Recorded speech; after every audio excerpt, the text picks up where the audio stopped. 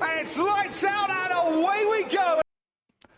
What's up, everybody, and welcome back to the GT UK F1 podcast. I'm joined by David. Hey, how's it going, everyone? So, Canada. Yeah, usually, a track that I do rate very highly. A scene of some of the most famous races in history. Yeah. Unfortunately, I don't think this weekend's going to go down in the history books for all but one reason that we'll come into in good time.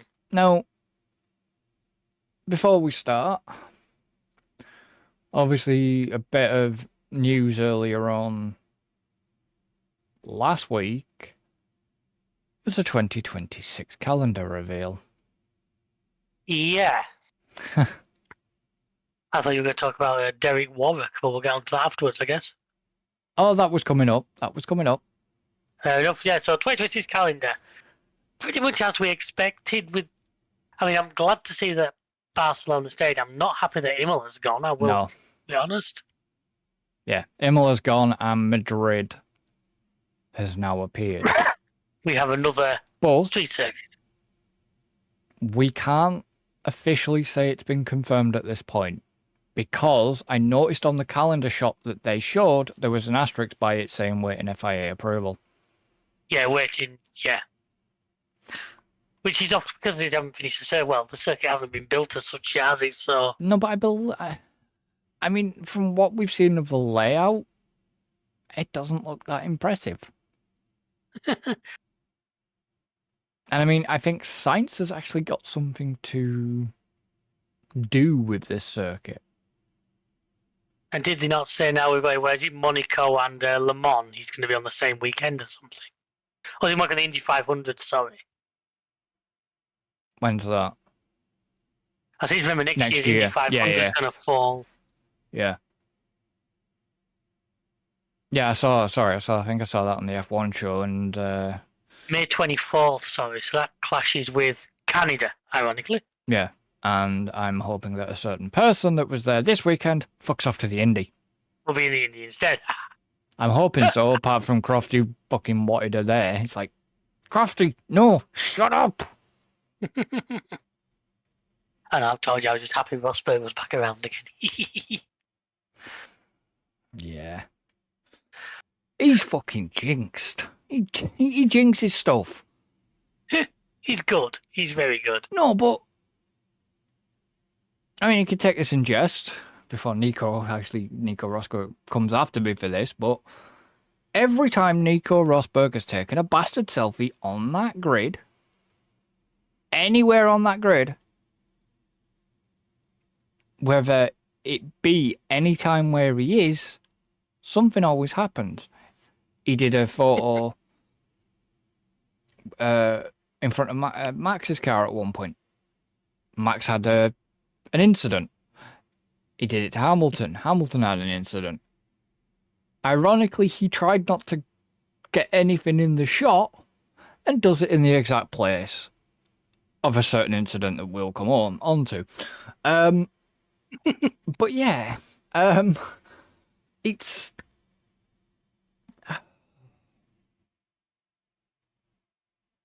The calendar, going back to the calendar.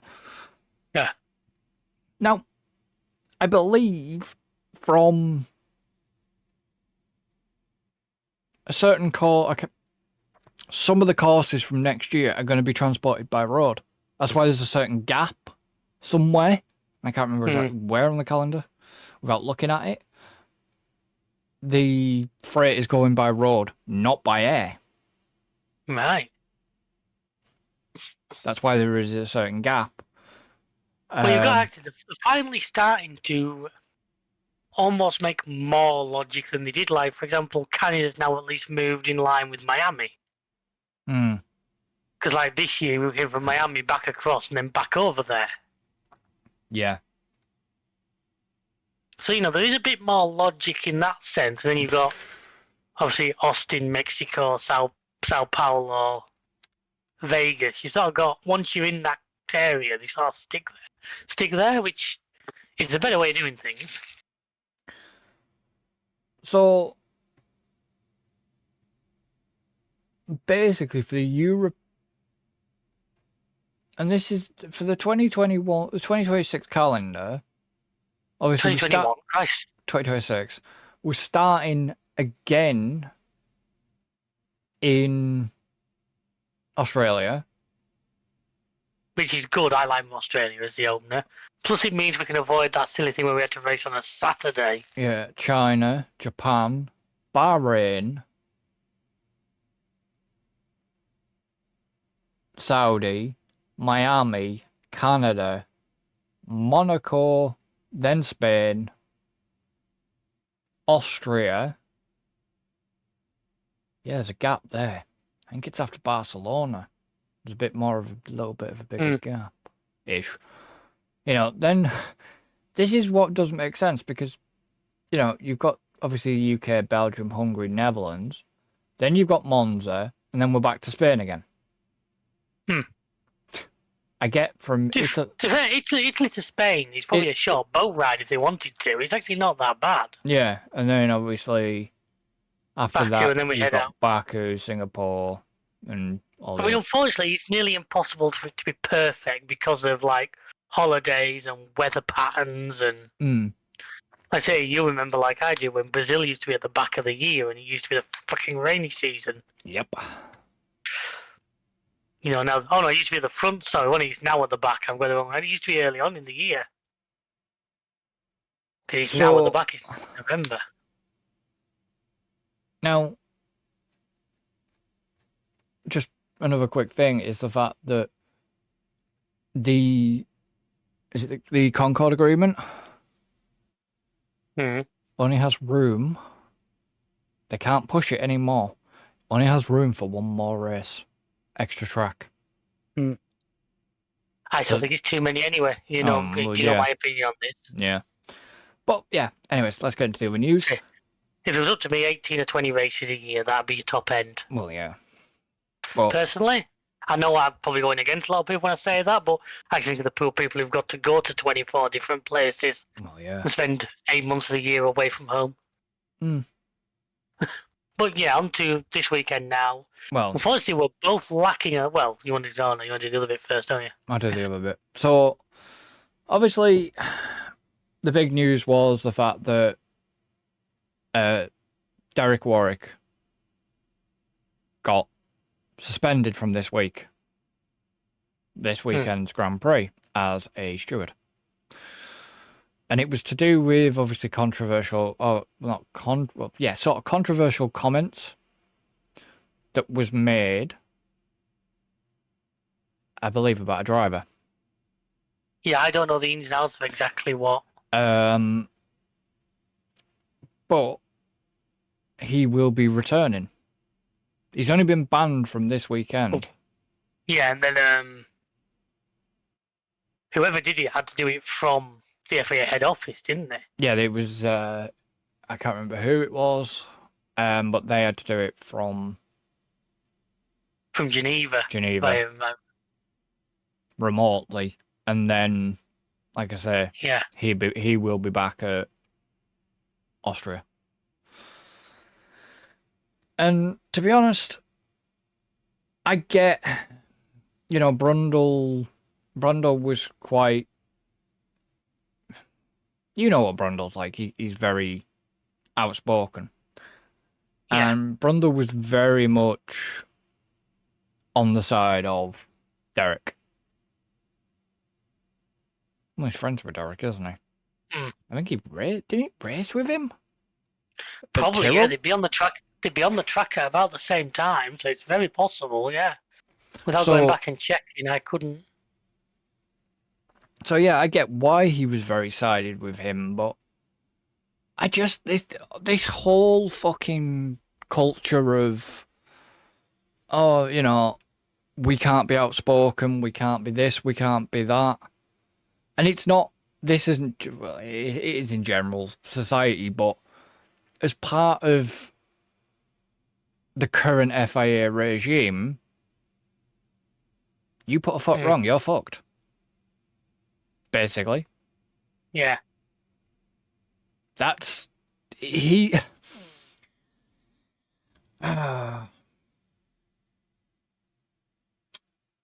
the person at the top is it's to me it's his way,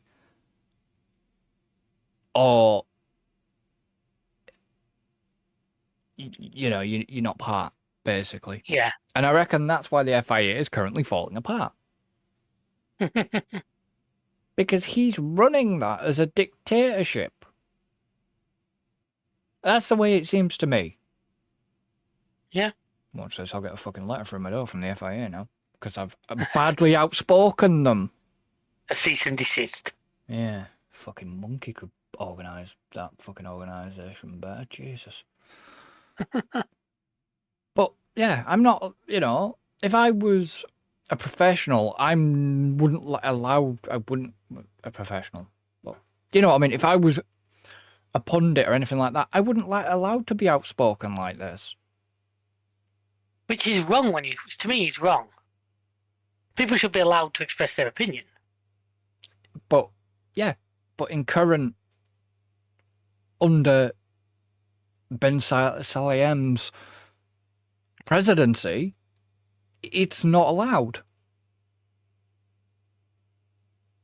And if you don't like it, piss off, quite frankly. You can't... The FIA tried this once before, back in Bernie's days, and it's such a rebellion they had to back off, so we'll see what happens. And yeah, it's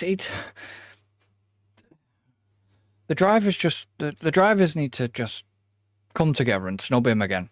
They need to snub him. And it needs to be shown live on air. It's been seen once before from certain drivers, like Hamilton, Verstappen, Yeah. Oscar Piastri. It needs to be seen again, live. Yeah. Because otherwise, they're just walking away. I know he's up for election. He's got fucking stupid ass backing from certain number of automotive groups that are within the FIA, and it's like, really? Yeah. Why the fuck you backing him? It's like, just do the world a favour, join everybody else, and get him out. Because it's fucking childish. I know we've heard, we've had drivers swearing again on the radio. Yeah. Max nearly did in the press conference again. Because he was getting a bit pissed off at the fact that the journalist kept hounding him over because he's such close to his race ban. Mm.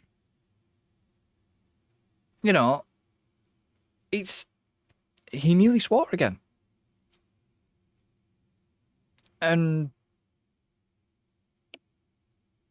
But he stopped himself because he says it, because I think he come out with, I'm getting pretty off with the questions all the time about it. He knows he's got this ban looming over his head. He knows he's got to keep his nose clean. Oh, so you don't buy this idea that he's trying to get banned so he can go out and race at Nürburgring? No. You don't buy that one then? No. Fair enough. I mean, to be honest, I don't think Max is going to be around much longer in F1. Mm. I honestly believe that he'll possibly see out 2026 and then may invoke he might even invoke his exit clause before. Yeah. And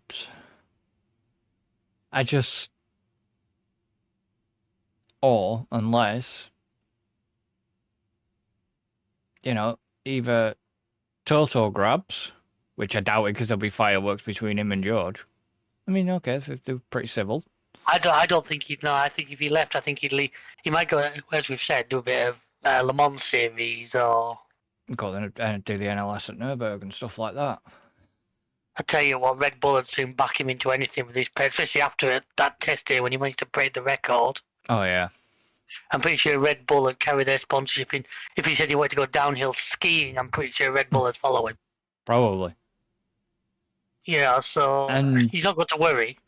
I mean, I think because he's got the kid now, he can do his sim racing and he can do exactly what he's doing now on 90% of it without leaving the house. yeah. Or You know what I mean? would Lawrence Stroll make a grab for him? You know, Adrian newly designed car. Max I'll be perfect. behind I the think wheel. anybody, any team in F1, if his name came on the cards, would make a play for him. He'd be stupid not to. If they could afford him. I just don't think he'd take any. And I think if he walks away from F1, I think he's done with it. He's got forward. He said before he's not bothered about being the absolute greatest, about breaking every record. Yeah, but the thing is, even he said, like, he came out this weekend and said he wasn't really bothered about this World Championship. Because he knows he's probably not got a fucking chance right now. But he's got 4 under his belt. Nobody can take that away from him. No. And I think he's quite happy. He's not bothered about going for Schumacher or Hamilton's 8. No. He really isn't. 7. And I think he'd walk away quite happily. 7. 7. I think he'd quite happily walk away and still feel like he'd achieved a lot. Which he has. Are you trying to kick that off again? No, I miscounted. My bad. 7-time world champion, not an 8. Yeah. But Should be a 6 if you believe Felipe Massa. Oh, that will set him off. but there's even like moving on to Hamilton as well. Apparently, there's been rumors of flying around Ferrari about Fred and Hamilton retiring, and it's like it's fairly obvious Hamilton's not happy, is he? I mean, you can tell that from his interviews. While he don't think he expected to be battling for the win this year, I think he expected to be a bit closer to the front. Yeah, not gonna happen. I mean, I was talking to somebody today at work on a Watch F1, and I said, this little inter-battle between Charles Leclerc and Ferrari is getting quite funny to watch. Yep. Yep. You know, I can see Ferrari with no drivers at this rate. Yeah. So, shall we move on to qualifying? Obviously, none of us... Yeah, I'll make one final point. Is to what I think I've said the last 3 years running. Bring all the frigging Le Mans lot over to F1 Ferrari. Look what they're doing. They've just won the 3rd year in a row. Yeah. Bring all your strategies, steal that over from Le Mans and put them in the F1 team. Because they clearly have a better idea what they're doing. Tell me about it. Currently in F1. Fucking And I tell mean, if me you need to about bring Robert Kubica along, he has got F1 prowess. it. Yep, he has. You know, Kubica and Giovinazzi. Oof. Yeah. Both have had Le Mans success. Stick them in the F1 cars, and you know, Yeah, but Gio you can didn't... find you onto something. Yeah, but Gio didn't do very well in fucking... He never got the... Yeah, but he only ever had the Sauber, didn't he? Yeah, well, he was Alfa Romeo at the time, but yeah. Yeah, but he never... You know... Never got the main team, no. No. You know, you kind of can't hold that fully against him. Like I say, I'm purely taking his Le Mans prowess to show there is obviously some skill there. It's like I think he's still down as a reserve driver. Isn't he? I think he's still a... He is. But it was like Albon at DTM. Albon had a better DTM than I can't say than he did in Formula 1. No, since he's come back, he's done alright with the Red Bull time wasn't good. Yeah, because now, I mean, yeah, he's... Okay, this weekend aside, but generally speaking in Williams, he's actually not doing terribly. But yeah, the usual disclaimer, folks, that we didn't see any practice. Yeah, and I watched the highlights on YouTube of the practice sessions. I saw like Leclerc's crash. Yeah, I saw that. That was nasty. It was a big hit, like. Especially to do the front and rear of the same side. And then I will say I actually missed Q1 because we were driving at the time. Now, the only thing of note, I think, from Q1 was Albon's car blowing the side out. Yeah, unfortunately, I had to catch up on qualifying, so I didn't see qualifying live because unfortunately I was at Jeff Dunham show. So yeah. You're saying that just makes sure Alan's pissed off, aren't you? Yep.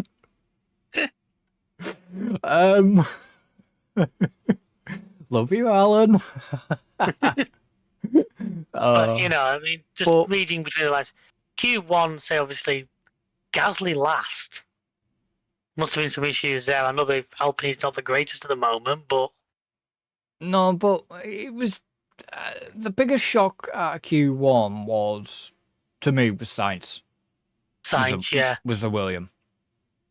Both Hasses making it into Q2. Yeah, I mean, Carlo Pinto outdoing Gasly. Yeah, first time. Yeah, and obviously Yuki got to 11th, but he had a penalty. Yeah. But he's undertaken the red flag, which is his second race in a row. This has come up, if I'm right. Yeah. And I haven't seen the footage of the incident, so I can't. But if it's anything like the first one, do the FIA want cars slamming on the brakes just to avoid overtaking something? You'll get on to that one. But no, because I believe it was Bortoletto. I could be wrong. Like I say, I'm not fully sure. But I believe. And as for the Hadjar getting a penalty for impeding, well, you know my opinions on those rules. I don't get where they're coming from. Do they expect them to pick the cars up and lift them off the track when a faster car's come in? Sometimes you're going to meet in a bad place. That's just life.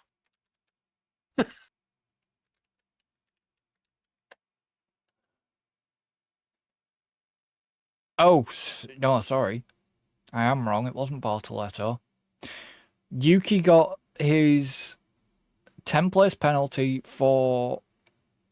after he passed Oscar after the red flags were flying in first practice. So that'd be when Leclerc crashed then. Probably after Leclerc's incident. But it's FP3. Yeah, I don't. Yeah, FP3 also was FP1. My bad, I don't know that. Yeah, no, it was FP3. Yeah,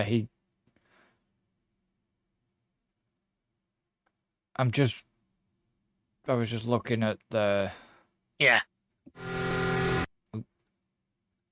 Looking at the clip, yeah, no, he literally Oscar was slow. No, he's ripped off the front. Shut up. Oscar was slow and. What's the problem? You can't mute video audio so quick. And you could just sail past him, basically. So it was a straight slam dunk looking at that. Oh, yeah. And, yeah, Q2, say, once again, usual suspects. Albon just went into Q3, which, considering the issues the car had, is not bad going. Because, yeah. And then that last lap by George. That was something else. Yeah. You know, that really was something else. I mean, how must Hamilton have been feeling the fact that, yeah, he leaves Mercedes to go to Ferrari, but yet a young 18-year-old hammered him again in qualifying.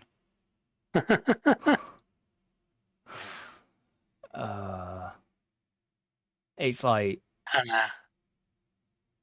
and what was going on with Norris in qualifying? He was having.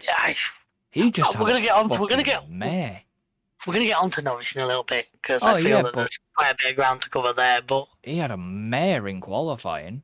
Oscar, the racing get a lot better, mate. No, Oscar.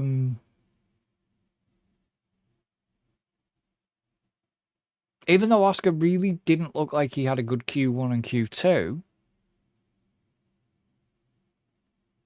still managed to keep calm, even in Q3, and put it where he did. I don't think Oscar gets flustered, does he? I don't think I've ever heard him even when he wins, he's just like, yay. Yeah. You know what I mean? And this is the amazing thing. You've got to remember, he himself is only in what, his third season? Well, he was Alpine's reserve. It's probably his second full Second. season as a driver. Yeah. And he's there leading the championship, currently in pretty much the driver's seat for it. And yeah, he's still managing to not lose his head, which I Yeah. think is absolutely amazing. Yeah. You know, fair play to him. And like I say, as it stands, I honestly feel the championship is firmly in it's in his grasp. I know it's early goals. Yeah, I am not trying to. I'm not trying to do a Rosberg here and jinx it. Yeah. So. But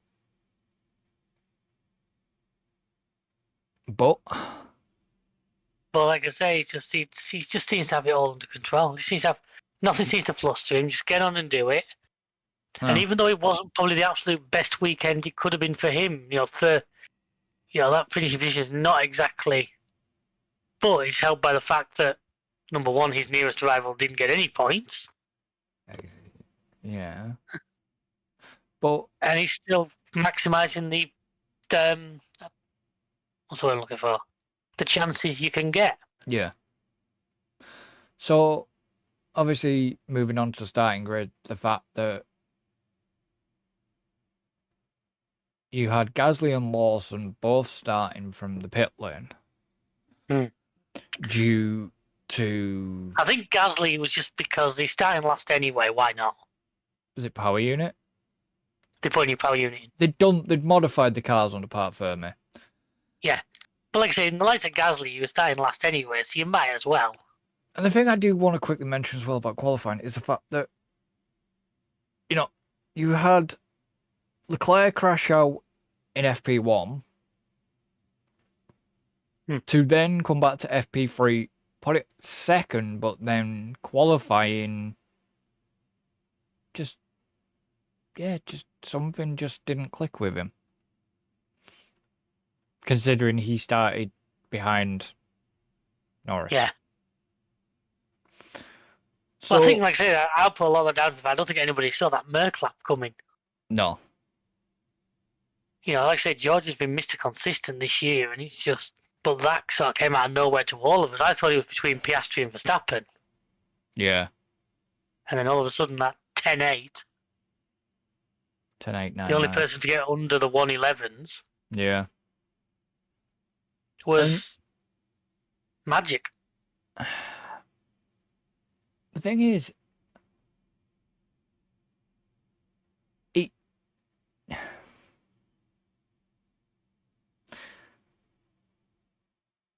Williams had a lot of ground to make up as well. But obviously, for anybody that watched practice, the reason why he didn't take part in FP2 is because he couldn't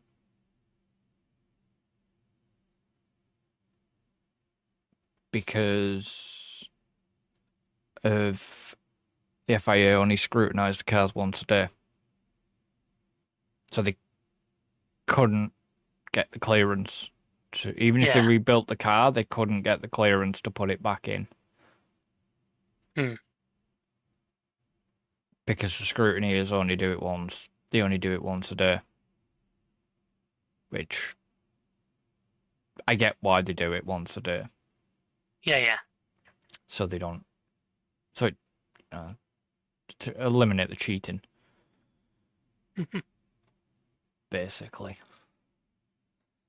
Really, they should take a good hard look at Briatore then, shouldn't they? Moving on. Moving on, this is where actually Maggie doesn't get big, like I say, the race. So, let's go at this from the start. It's after Race out by Russell. From that, on the formation lap, them two lined up on the grid. Pointed straight at each other. Yeah, and it was like, oh, this is going to get a bit spicy. Well, did you not hear the interview with, I think it was after Quali, was it? And George said, well, I've got a few more points to play with than Max has. No, I actually didn't hear that. Yeah, I'm sure it was when they pull up and they give him the interview at the end of Quali. I'm sure it's just like, is there going to be trouble between you two? And George sort of smiled and went, well, I've got a few more points to play with. That's a bit of tongue in cheek, that, isn't it? Coming from the head of the Drivers Association. Yeah. Now, Oscar got buggered. He just... Max got a not great getaway. Hmm. Then he had the likes of Oscar trying to get there. Then you had the likes of bloody Kimi Antonelli as well. And it was just like... Oh, I can see a disaster happening here. But it didn't. Yeah, they all managed to keep it fairly clean, yeah, which is well done. I don't think we really had much of a yellow up until the incident near the end. Maybe a little bit when Albon's car went off. Yeah, You had no, Albon early on, we had and you bounced across the grass at, yeah. I think it was the second chicane, and taking air, which looked bloody painful to be sat in, I must say. Turn 8 was it 8? Something like that. We know those cars that have a lot of suspension. It was where Leclerc Binned it. crashed. Yeah. Yeah. Around there, and it was like, fucking hell. Because he got airborne again. Yeah. Because who was he fighting? Because he was fighting somebody, and then... Colapinto won it. Uh, Won it the Alpine. who was closest to Albon at that point? Will have been. It would have been. Without going. It was someone like Colapinto, because Yeah. was around him at the start. So Yeah, so something happened, and then basically Albon just didn't get enough space, so he just dived it off. which, ironically, I mean, did you see that video I sent you from? I think it was the Academy race, wasn't it? Yes. Of the car that did that, took the escape road, then slid back onto the track into a car coming. Yeah. Yeah, not good for the Which- Academy. Speaking of F1 Academy, if you haven't seen it, David probably won't watch it. On Netflix, there is the F1 Academy documentary. It's But something it's- I might take a look at some point. it's I don't go on the from- way to watch Academy, but I catch odd bits. It's from last year. Because I've missed quite a lot of Academy this year. It depends what I can catch with what's going on and that, I've got the highlight. I think it's Colapinto. It looks like Albon's still with Colapinto heading towards there. Yes, it is. Yeah. This is live punditry, ladies and gentlemen. So To be fair, Albon makes the right decision to back out of it before there is a... yeah, but I think Calipino collision. kind of squeezed him a little bit, didn't give him the room. Hmm. And I'm loving the big banners for the F1 movie as well around the track. and it was just like it wasn't a Considering Canada's been the scene of some of the more dramatic races over the years. wasn't that good. No, I must admit, my knowledge of the race, because I only watched it yesterday, is a little bit at the beginning, the odd bit here and there, and then Obviously, the end. you had Lawson having to retire the car, Yeah. and they've just once the field got spread. Thing is, he went early on. Max had a go for a few laps. Realised he wasn't going to get it. Russell, so went to tyre management. Yeah. Which is what this racing is about. And I was one of the guys I was talking to today, and he said, like, why can they not just be flat out all the time? Why do we have to have this tyre management stuff? And it's just a sign of where we are these days. Yeah, but you kind of want to blame Pirelli a little bit for changing tyre compound. Yeah, but to me, I kind of like the idea that the tyres are a little bit unpredictable. Well, I've said that. I like the idea of these tyres that will just suddenly go off, because it makes people work. yeah, but if you think about it, if you look at was it Albon sounded a little bit frustrated. Yeah, he was almost having a Charles Leclerc, wasn't he, moan at the team? They I were. think because don't forget the car had issues in Spain, and there seems to be a resurgence of the same issues, left him very down on power. Well, his tyres were screwed at one point. Mm. His tyres were knackered. Well, he was trying to do his, because he was struggling with the power and the pace. He was trying to do his old tyre whisperer routine. Yeah. And just eke it along and along. But it didn't. It didn't work. Well, the thing is, the teams always, because they kind of all want to hold out for a safety car. That's the ideal, is a safety car at the perfect moment. And unfortunately, when the safety car came around, it didn't work out. But, you know, it's like, that's what the teams are aiming for. Now, it doesn't always happen because, obviously, it doesn't fall time. And then you get to the point where you've got to call it. Yeah. But, you know, you had the likes of... What gets me and what I don't understand sometimes with some of these teams is you had, like, Lance Stroll was the one that brings easily to mind. Started on the hards, pitted, and put another set of hards on. I kind of get strategy, but at the same time, I would always be tempted to put a different tyre on. Yeah. Because at least then you've covered the 2 types of tyre rule. Yeah, I know. And then, you never know, if you get a safety car or even a red flag at the right moment... Yeah, I know. A few of them did that, like, hard. It's something I would always change compound at the first stop. Because you're just covering yourself. Yeah. Because... I mean, I actually don't know what would happen. This would be a very interesting thing. Maybe the rules say something about it. Because we have to do is it's 75% of the race distance for it to class as full points. Yes. If a race was red flagged and decided not to continue, a car had pitted but had not changed tyre compounds, would they fall foul of that rule at that point? Yes. You say that with a lot of confidence. Yeah, no, they would No, I'm not going to go at you there. No. It's literally just come to my mind. I was thinking about it now, and it's like, it'd be an interesting one because the team would turn around and argue, well, we were going to change tyres before the end of the race. Just the end of the race arrived sooner than we expected. The thing is if they hadn't have changed the tyre, right? So it gets red flagged. If they hadn't have changed the tyre by the point of the decision that the race isn't going to continue, they would get DQ'd. Well, no, it's not DQ. It's like a 30-second penalty in it, if memory serves. No, you under the if you are on the mandatory, like not mandatory, but obviously you've got to change for a different tyre compound. If you haven't done that by that time, so say that the race finished, you would get disqualified because you've not done that route. You've not done that ruling. Yeah, no, I get. Literally, I realise I'm tracking us a little, but it was just something that came to my mind. I was thinking about it then. But if they, it'd be a really interesting sort of one to fight it out with the stewards. Yeah, because if it got red flagged.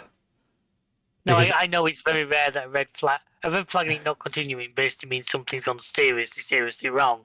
Yeah, but if it was red flagged and they were in the fast lane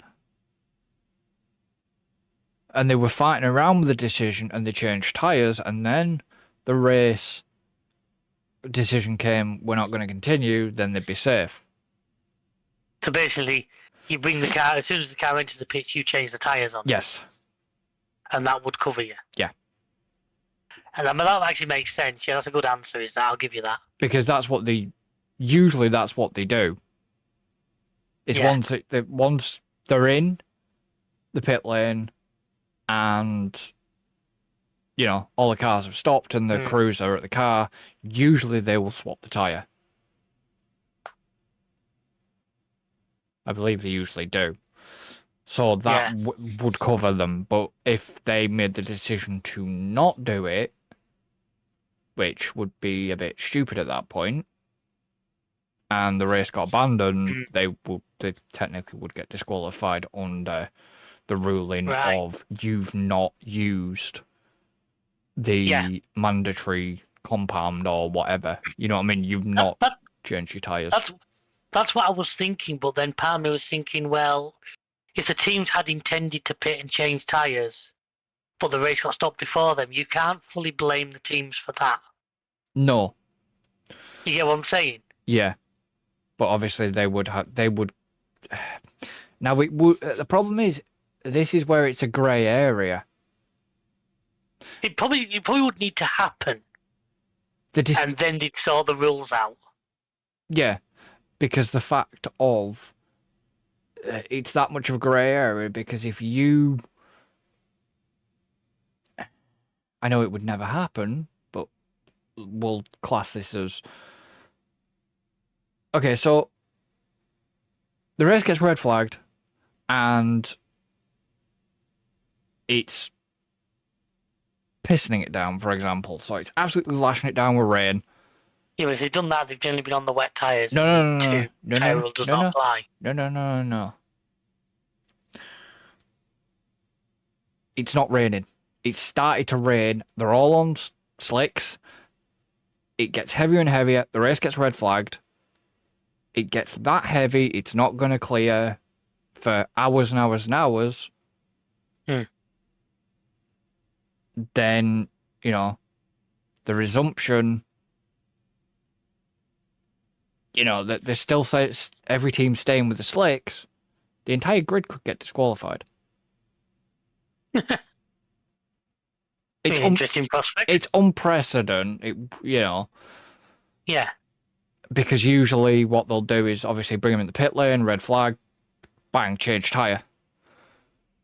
Even before a decision has been made, but the decision to disqualify the entire grid, as soon as that last car is in the pit lane, before crews have got to the car, they would have to make the decision of we're abandoning the race. Yeah. That's how the entire grid would get thingied. But yeah, anyways. Let's roll on, shall we? Yeah, go ahead. But honestly, it's... Once it got into the tyre management phase, it was just... And you started to see the field spread, and it was just like, oh, we fucking... Well, Canada's always a bad track for field spread. Yeah. And it was just like... There was just... Okay, there was a couple of little battles, some DRS trains, and there just wasn't not a lot of excitement happening, was there, really? No. And then obviously we had Albon, we had Lawson's DNF, and then we had... What?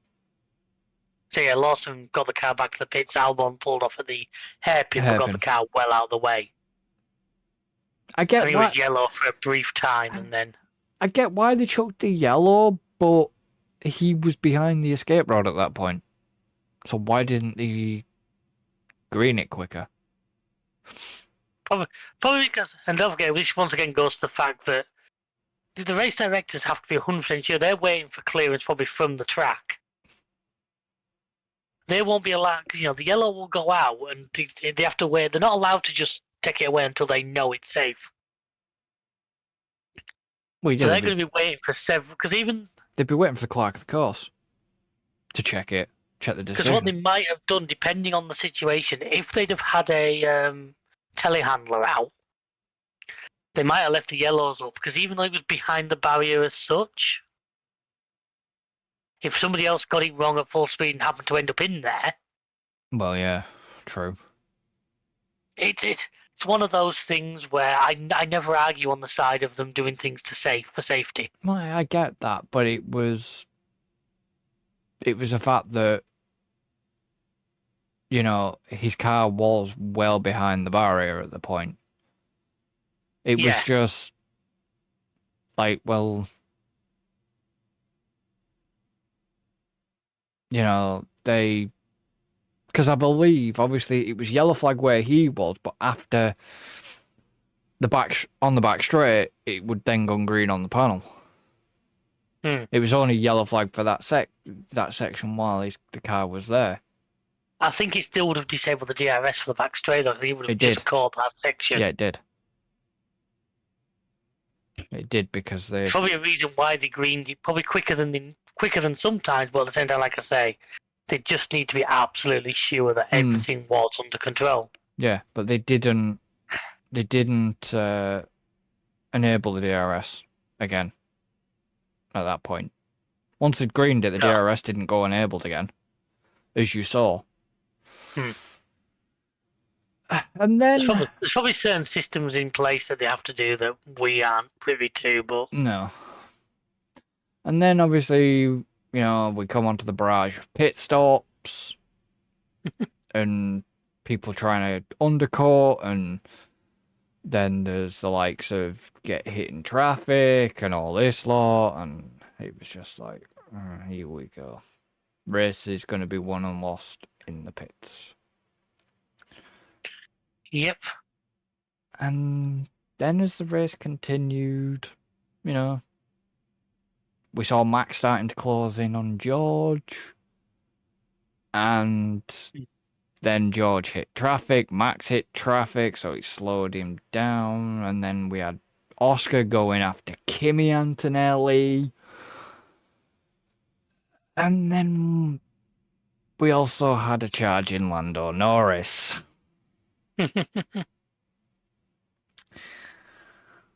Okay, I'll put this one over to you. Well, I believe we can trace the incident back. I mean, Norris was sort of catching Piastri and catching him well. He was getting quite a bit of support from his race engineer as well about it. It was sounding more like he was going at a rival than his teammate. Now, I know they have rivals. He was proper goading him on, though. Yeah. So into the hairpin, Norris does a rather brave dive. It was a late dive, and Oscar gave him room. Oh, yeah. To which they ended up side by side down the back straight. Now, to Oscar's benefit, he got DRS off Antonelli. Lando had DRS as well. Yeah, Lando had it off Piastri because he'd been behind him, but luckily Antonelli, Piastri got it off him. Did you hear the interview with Antonelli when he was saying he didn't know which car to give the drag to? So he went down the middle. Yeah, he was like watching in the mirror. So you get to the chicane, at which point Oscar's got the inside. Lando and basically cuts Lando's nose off, which is fair enough. Lando back down? Had that as late as you absolutely had to. You saw him slam the anchors, yeah. But in doing so, Oscar created himself a bad exit of the final bend, to which Lando managed to hit a car back and was going to come back at him down the main straight. Now, I'm going to say this now, and I think I've said this before, but Lando makes too many silly mistakes. Yes. He ain't going to win a world championship if he keeps making these kind of mistakes. But let me put this at you then. Go on. Would you have gone to the right and not the left? Now, the problem I have with that is, from all the views I saw, by the time it happened, I think Lando was pretty much committed to the left. What he should have done, actually, is backed out, which I know is easier to say, but it should have been backed out. Because that gap he was going into was only ever going to close.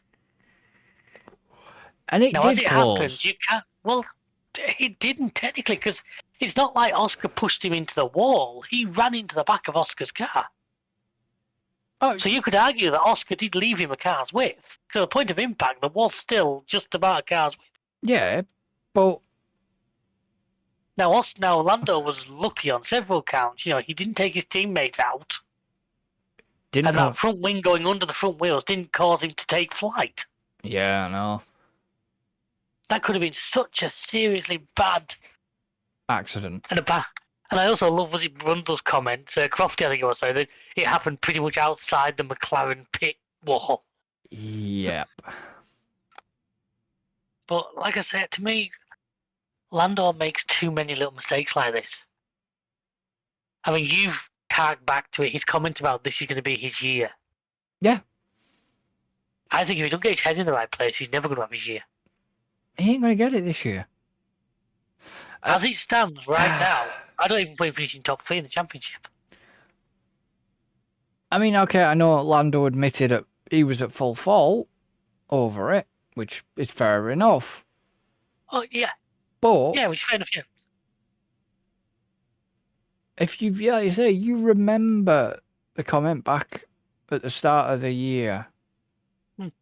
I've said it, I'm sure I've said it before, that he just seems to have this, he seems to crack under pressure a bit too easily. Russell's the same. Russell's the same, yeah. Russell's I've said the about same. Russ. But as it stands right now, if you were to try and get me to predict the final championship now, like I said, to me, Norris is about 4th. I think Verstappen's going to beat him, and I think Russell stands a fighting chance. Yeah. And Which, considering the car he's got, there was just, it was a silly. it was a misjudgment. But when you're fighting for championships, you can't afford, because what this has meant, Oscar's it's pulling given clear. Piastri a 22-point lead. Yeah. He's pretty much, the only way he's getting that back in one race is if he wins and Oscar doesn't score. Yeah. And on current form, that's not looking likely, touch wood. So, yeah, and obviously, To finish, then the race finished under the safety car. I also have this issue that wasn't brought up. I said to you before, we had this video shot of Lando walking down the pit wall while cars were going through the pit lane, which I'm pretty sure is a little bit of a no-no, but the FIA haven't picked that one up, so maybe the angle just made it look worse than it was. But the final, I guess, point will be the little altercation between Max and George. Because where Lando ended up coming onto the pits was straight onto the pit. Technically on the track. Wasn't it onto the pit wall though? Pretty much, yeah, but it showed you shot and he was walking along and it was just a little, like, shin-height wall. Yeah, which was the back of the... It just looked a bit close to me. Maybe the camera angle made it look worse than it was. Because no, it was the back of the track. It's the back of the... Oh, fucking hell.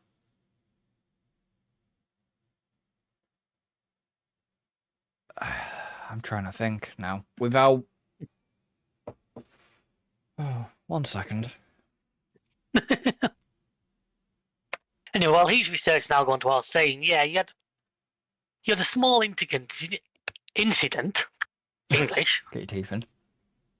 Sorry, I'll give Shergar these ones back. Between Max and George, where I still fully think that George brake tested. George hit the brakes. He you did. can see the way that Mercedes slowed.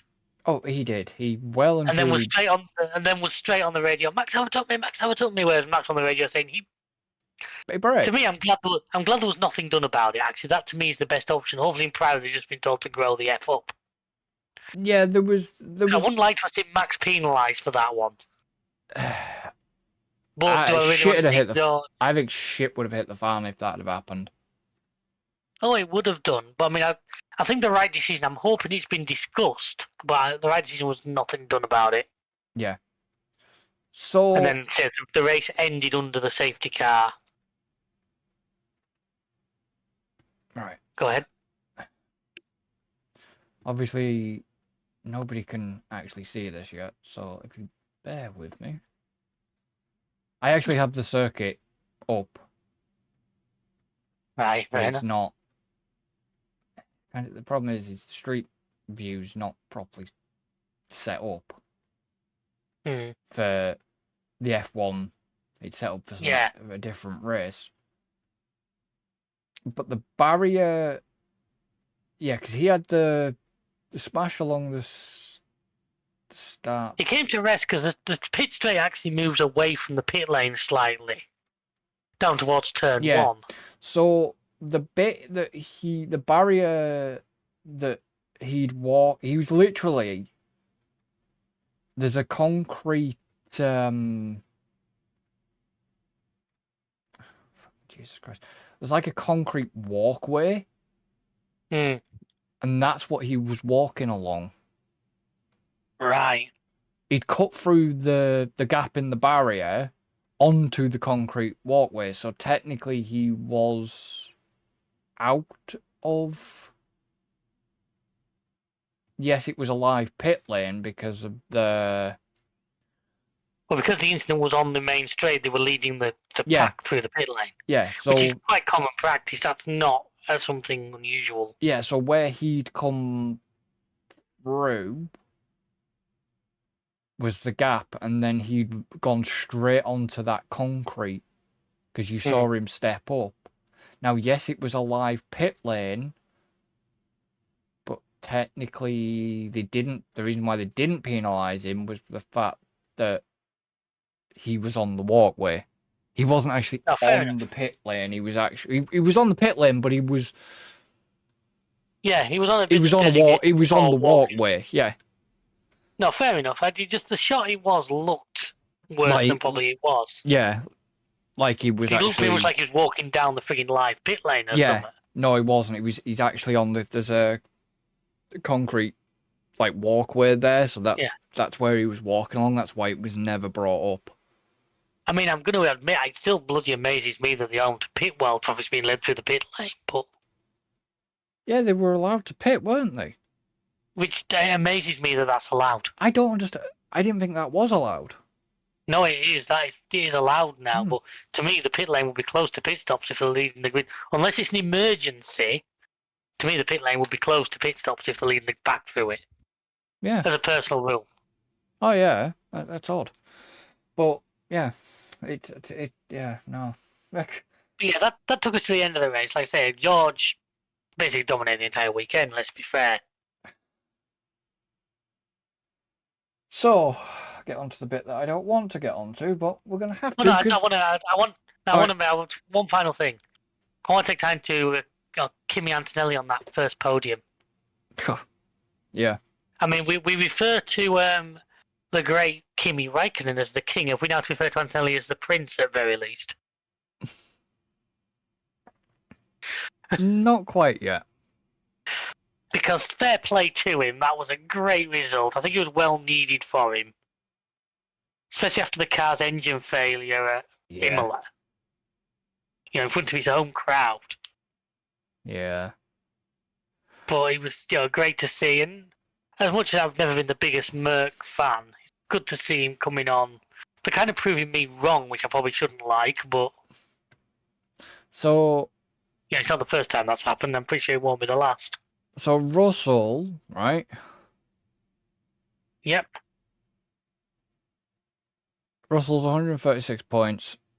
Max is 155 at this point. Lando's 176. Oscar's just below 200. Yeah. Like I say, as it stands right now, I can see Max and George catching Lando. Unless Lando can sort of get his head back in the game. Mm. And how much of a pisser will it be if Kimi Antonelli catches Hamilton? Come on, do it. Because Kimi is only on 63 points. Hamilton's on 79. I mean, to me, the ultimate would be for Sainz to pass Hamilton. That would be the ultimate. Ooh. You know what I mean? But there's a bit of a gap for that. Where the frick is... Sainz is only on 13 points. It's probably doable, but... I don't actually... I think Antonelli got driver of the day, didn't he? I think he did.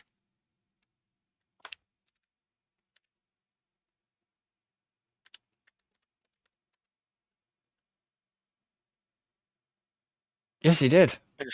Yeah, the fastest lap went to George. Don't know how he got driver there. Lance Stroll, come on. Started 18th, finished 17th, his home Grand Prix. What a performance. Yeah. Yeah. Okay. Hint of sarcasm detected there. Yeah. So, obviously, the team standings.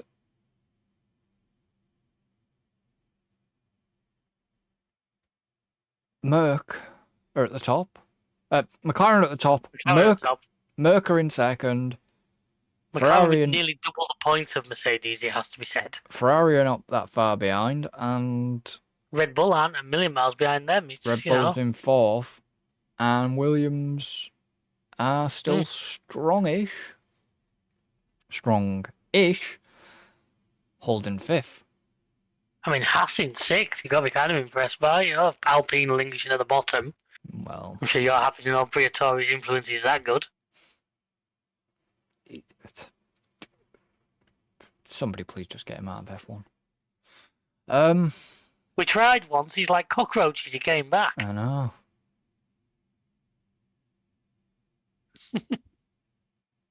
Oh, Just that's a point. Quickly, how many more races has Carlo Pinto got left? Be 2 or 3, won't it? If you believe this 5 and he's out rule.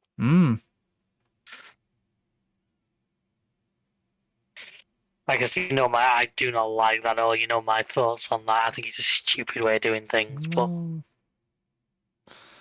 yeah, it's just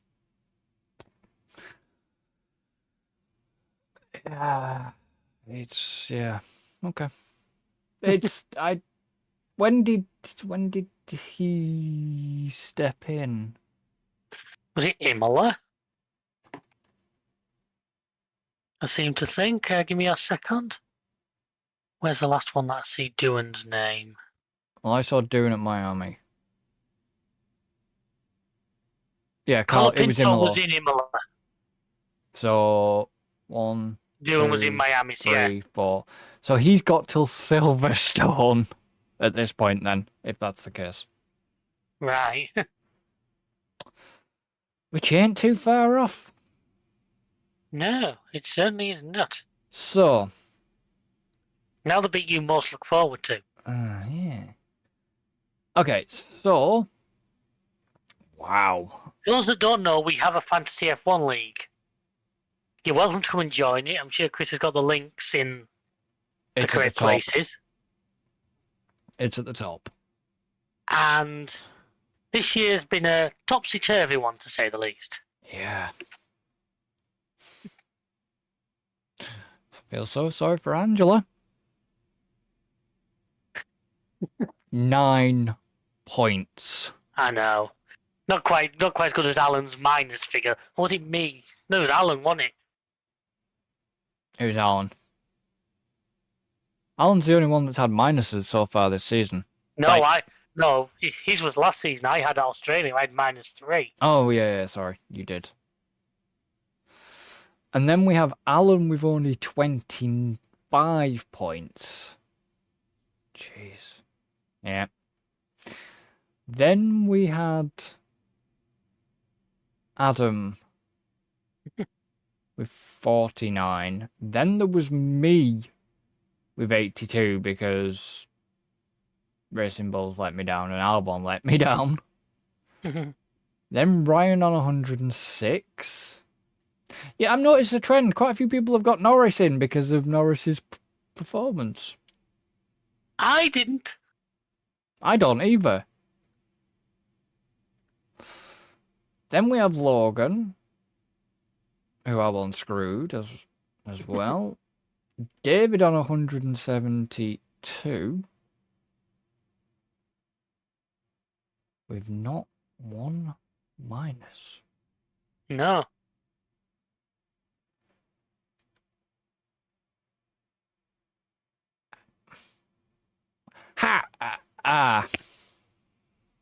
Yeah, is limitless. I was gonna say Simon. I was about to question how has Simon got that many points, and then it wasn't until I saw the limitless chip, and it's like,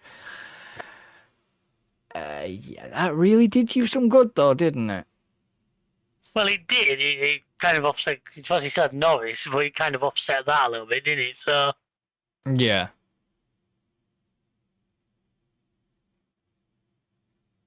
Although I will say this weekend has meant in the overall standings, I have actually moved up to 6th. So overall, Angela's 8th with 1,063. Ryan is dropped Has he dropped, or is he still in 7th? No, he's in No, 7th. I'm sure he's dropped. Where's the arrow? I was 7th up All right, until. So Ryan's in 7th with 1,233. David is now in 6th with 1,292. Adam is in 5th with 1,486. Logan's in 4th with 1,621. Alan's in 3rd with 1,806. There's a little bit of a nice gap starting to form there. I'm in 2nd with 1,000. Only 70 points. Oh, do you mean Yeah. between Logan and Alan, or between you and Alan? There's a gap. Alan's safe from Logan right now. Yeah. I know there's only a 70-odd point gap between me and Alan. But it's a little bit of breathing room for me. Obviously, I'm in 2nd with 1,876. And Simon is still on top. 199 points ahead of you. With 2,075. Now, it's still early. Oh, it is, yeah. It's still early. So, I'm still coming for you, Simon. And I think Alan's desperately trying to. David's just, at this point, trying to see how far he can climb this leaderboard. I'm happy, don't worry. I'm actually very happy with how things are right now. Yeah, but I need you to be bumping up. You're representing, boy. Get bumped up a bit. I'm working on it.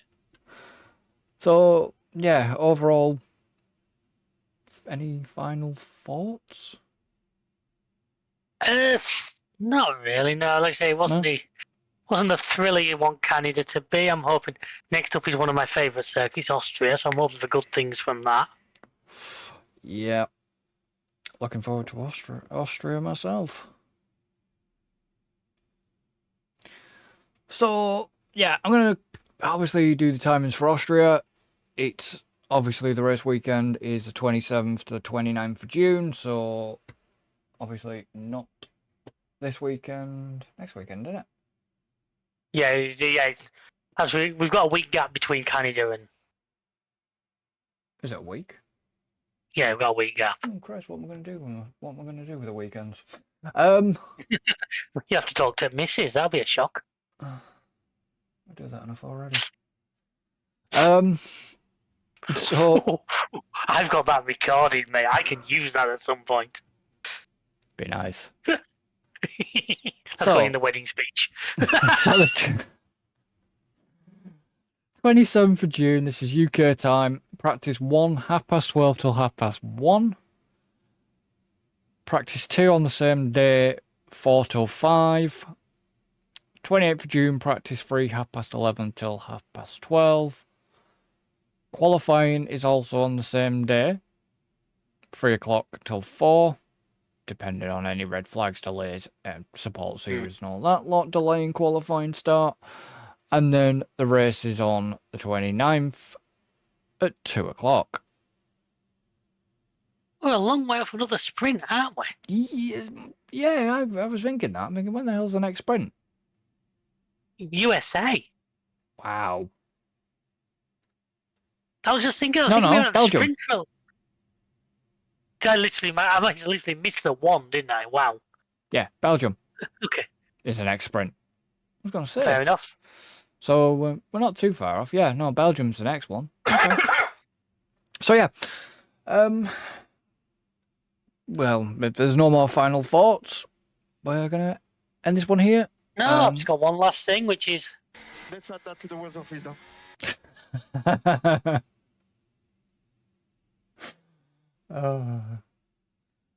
We need to see if we can get some more radio, like decent radio ones. I need to go back through because Gil Care had some brilliant ones this weekend. I can probably get all the ones of Albon losing it at the team. You know, I could probably build a soundboard of just shit like that if I really took the time. You probably could.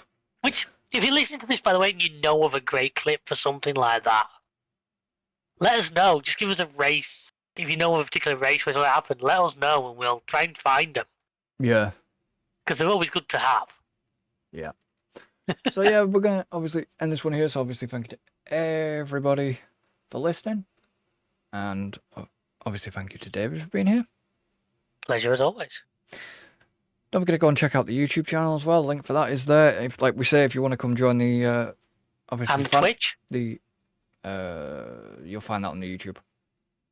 Okay. And obviously, I hate it when he derails me at times, and he's done it again. Yes, don't forget. Obviously, it's going to be out 3 p.m. UK time on a Wednesday. And if you do want to join the Fantasy League, it is above the episode at the top. I know it's like partway through the season, but the more the merrier, to be honest. And the way we discovered it is your points from beforehand do carry over, which was something that didn't happen last season. Yeah, they do carry on. So the points your team already, you won't start 1,000 points behind. Yeah. Because the points you've already accrued will count. Well, yeah, that's why Simon's at the top. Because that definitely didn't happen last year, because Ryan joined late. Yeah, and he caught up, so... Yeah. Yeah, so we shall see you for the next one. So, until then... Later, folks. Goodbye for now.